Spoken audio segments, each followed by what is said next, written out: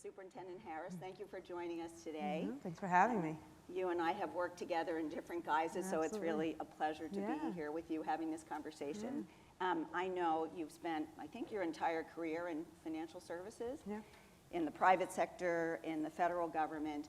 So maybe you can tell us how you actually came to lead the New York Department of Financial Services and the scope of your jurisdiction, which I think is quite broad and many people may not appreciate it. Yeah, absolutely. Well, again, thank you for having me. It's so good to be up here with you and to see all of you here in the crowd. So as you mentioned, I started my career at Sullivan & Cromwell in New York doing financial regulatory work before coming to the Obama Treasury Department and then working as a special assistant to the president at NEC, managing the financial services portfolio. And it was about that time where the word fintech was really starting to bubble up. And so when that administration ended, I thought, wow, I should sort of put my money where my mouth is, right, and do the thing, not just regulate the thing or make policy about the thing. So moved to Silicon Valley, helped start an insurtech company that used AI for underwriting, built that company, took it public, then spent some time in academia at the University of Michigan, sitting on a number of public and private company boards, before Governor Hochul came into office, and they called me up and said, are you interested in this? And my first response was like, I'm living my best life right now, I don't know. And riding horses, right? But to your point, the purview of the department is so broad and so vast. So for those who don't know, we regulate state chartered banks and credit unions in New York, including 15 GSIBs. We've got about 120 foreign bank branches that we regulate. We regulate several thousand insurance companies, P&C, life, and health. We're really the only prudential regulator of cryptocurrency in the country, state or federal. Student lending, mortgage servicing, now pharmacy benefit managers was added to our mandate a couple years ago. So it really is a broad purview of things. And I thought, gosh, what a cool opportunity to regulate all those things, to see all those things, and to do it from the financial capital of the world. So how could I say no? And here we are. Yeah, and you were telling me, how big is your staff right now? So we are now, I actually got the department fully funded in terms of money and FTEs for the first time in its history when I came in. So we're now just about 1,400 people. I also oversee the New York Liquidation Bureau, which is another several hundred people, a little over about $1.5 billion of budget between the two entities. And we're looking to grow another several hundred people in the next few years. Wow. So you inherited oversight of an agency which I would describe as open to innovation, right, that was already regulating crypto before you came in. And I think you've continued with that orientation. And so I want to start with the big picture question here. So as the superintendent and someone who's spent your career in financial services, how do you see AI really transforming the financial services landscape and potentially reshaping the market? Yeah, it's really interesting, and we've done, I know we'll talk about some of the work we've done regulating AI, some of the ways we're using AI inside the department. I think the short answer is like, who knows, right? It's so hard to predict where this space is going to take us, and sometimes with crypto and also with AI, I use the Amazon analogy for those who are old enough to remember when Amazon just sold books. If you would have said to us then, they're going to be content creators and winning Emmys and Oscars, and they're going to be a small business lender, and it's going to be AWS, we would have been like, they sell books, like, relax. Right, so it's like, who knows? And I feel a little bit that way about AI. You know, we're seeing so much in the space now across all the areas that we regulate. One of the things that I'm excited about and I think is going to be really interesting is not just the efficiencies that we're seeing can be gained through the use of AI, but when AI is actually able to execute on some of the insights that it surfaces for us, and that will obviously carry a lot of risk, but I think it's going to be really interesting when you have that agentive AI operational and executing on decisions.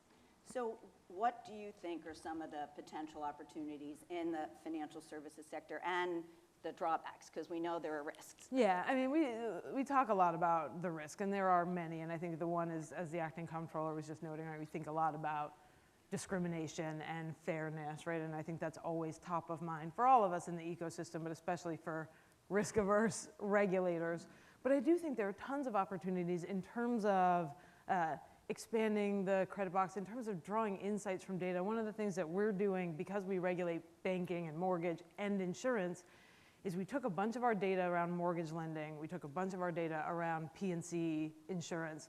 We're partnering with the State University of New York, who happens to have one of the largest sort of weather collections of weather data anywhere. So it's like weather from every zip code in the state for every 5 minutes going back 40 years. And we said, gosh, if we put mortgage lending data and home insurance data and weather data on top of each other and throw it into the supercomputer. This is like my very sophisticated way of thinking, like throw it into the server and see what happens.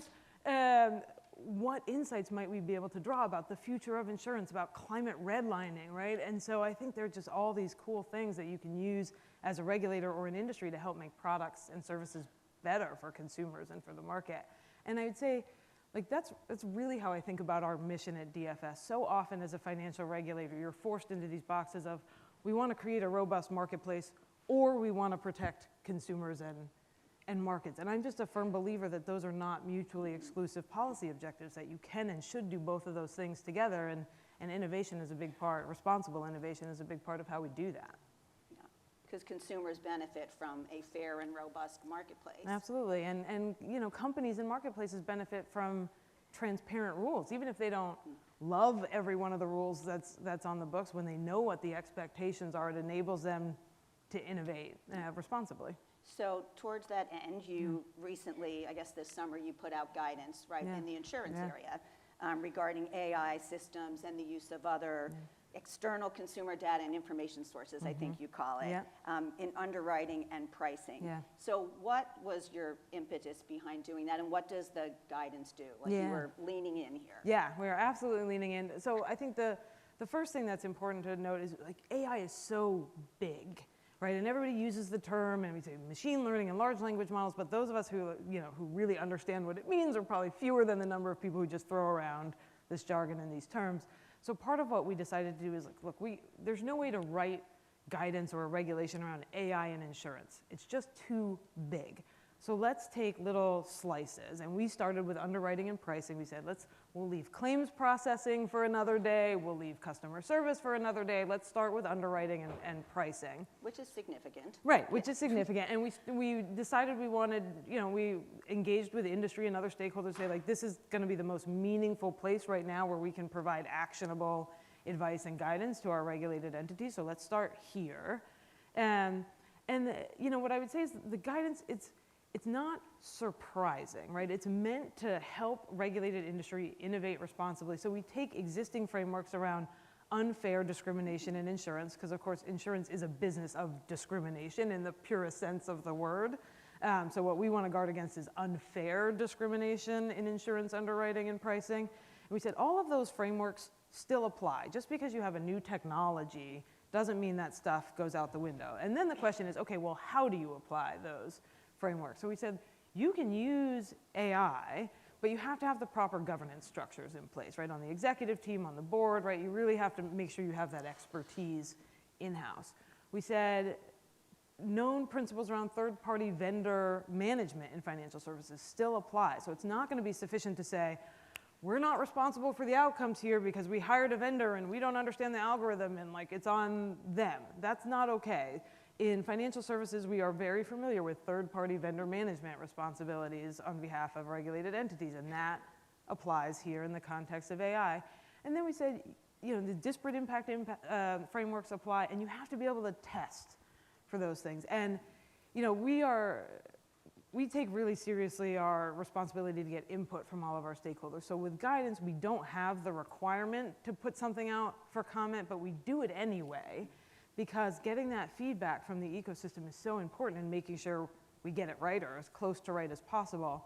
So when we put out the proposed guidance, people came back and they said, well, how can we test, right? If we can't collect certain data, how can we test the way the algorithms are working? And it's a good question, and it meant for us, like, we needed to provide more actionable and specific guidance around what our expectations are around testing. And so we enumerated the statistical models and testing frameworks that exist, that are out there, that we expect people to use to test for disparate impact.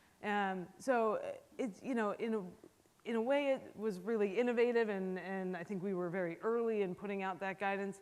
In another way, right, it's not that much Right. new That's what I'm thinking. hearing you say. Yeah. It's sort of the same principles that have applied. Yep. But was it to tell the industry it also applies when you use AI?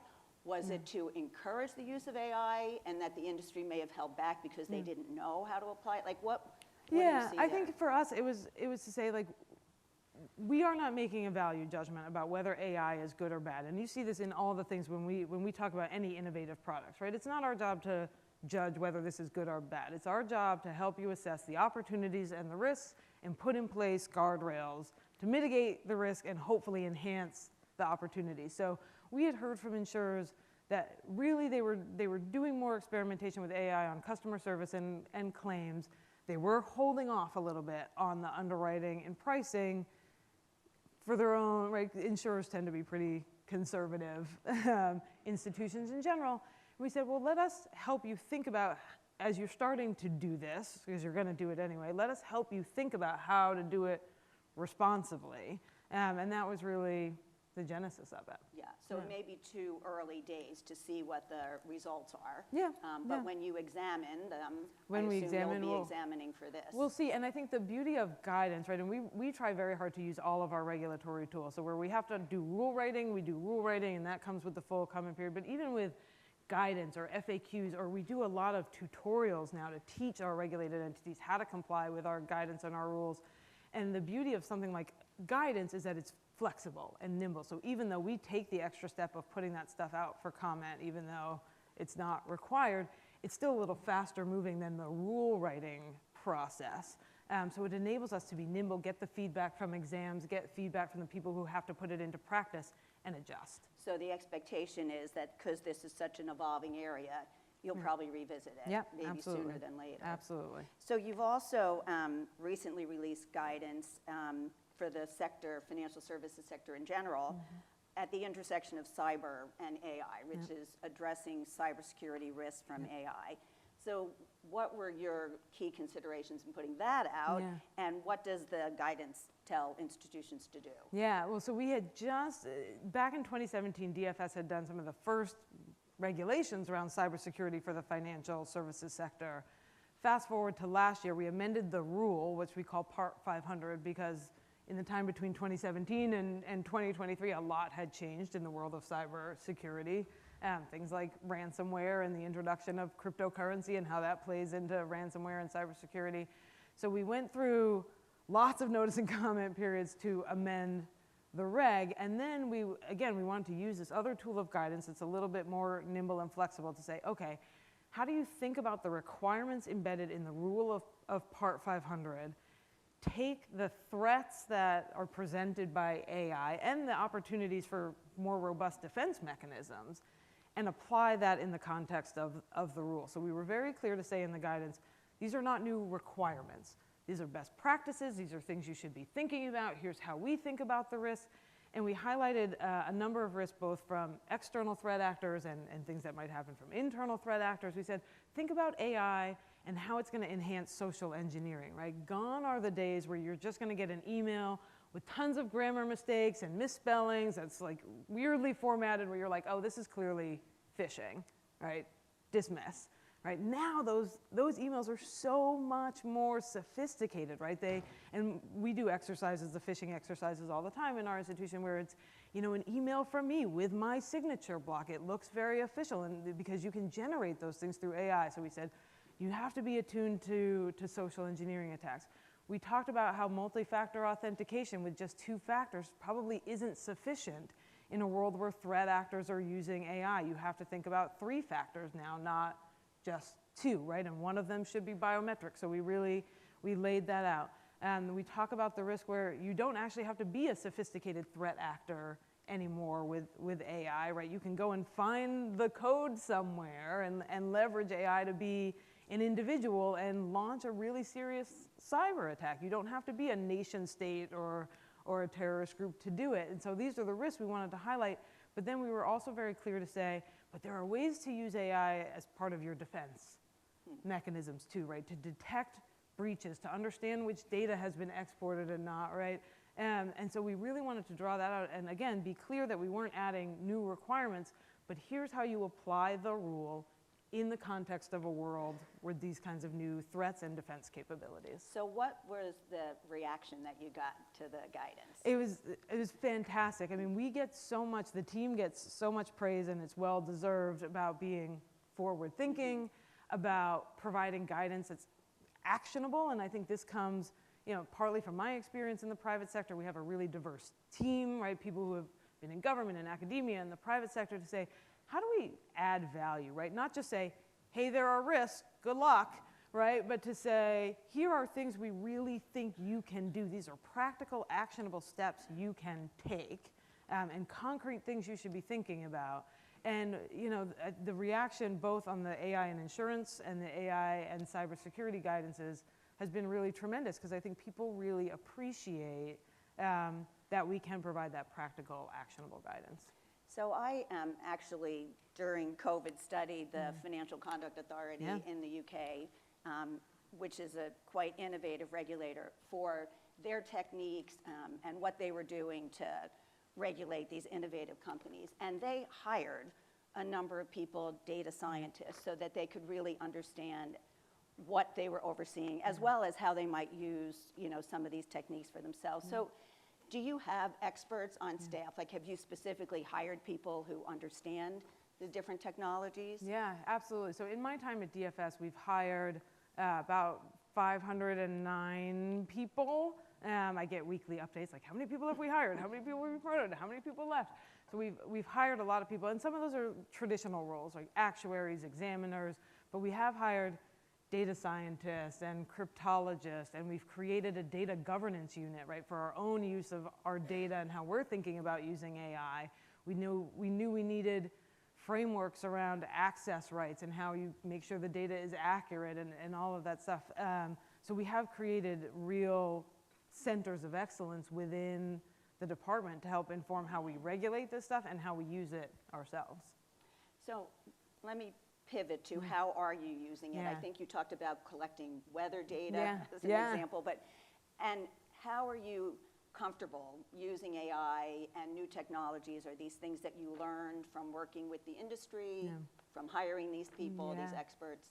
Well, I think, change management is always a slow process. So I know some of the previous panels were talking about pilots and sandbox, and we think about it the same way, right? Like, how do we create our own test environment for ourselves, see if it works, roll it out slowly, test as you go, right? You never say like, oh, you don't launch the thing into your enterprise and say like, here's AI, use it, go forth, right? You start with small pieces and then you grow from there. So we talked about the climate mapping with mortgage and insurance and weather.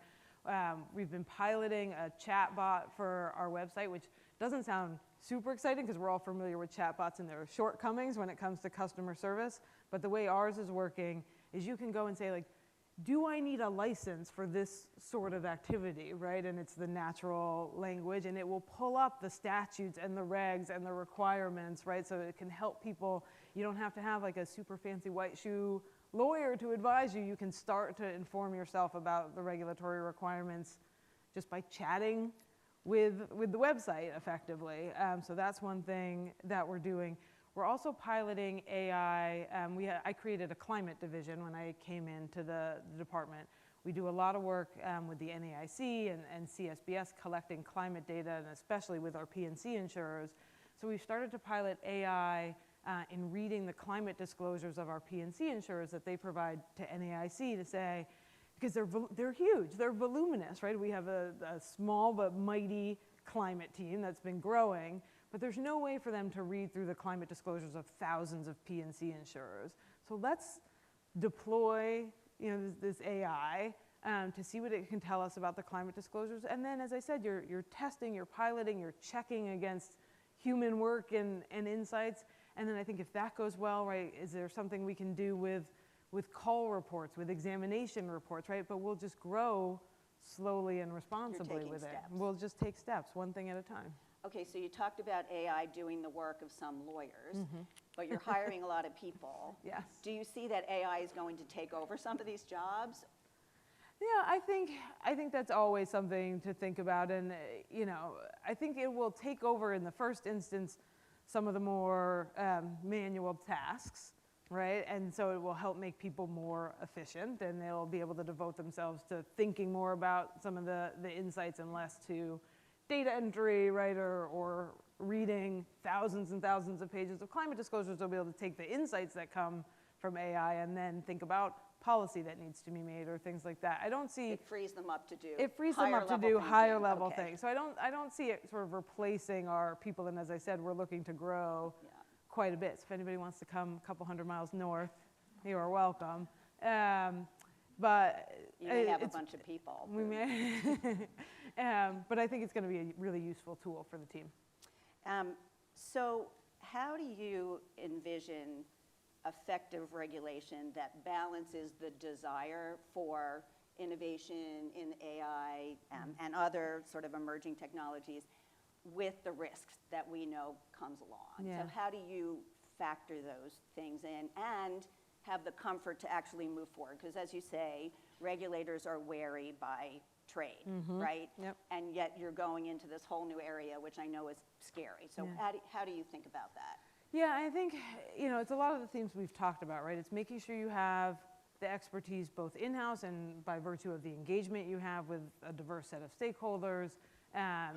It's taking small bites, right? And not trying to boil the ocean as we think about regulating this sort of technology.